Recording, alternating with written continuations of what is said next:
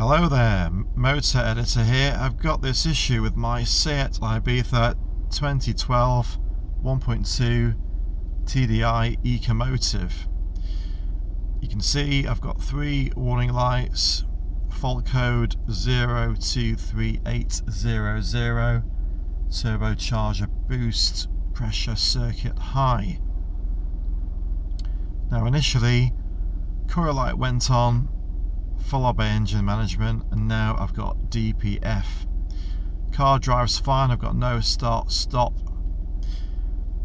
Just covered 77.4 miles using Shell Optimax to try to clear the DPF. 2 circuits of the M60 around Manchester, although you can see the light is still on.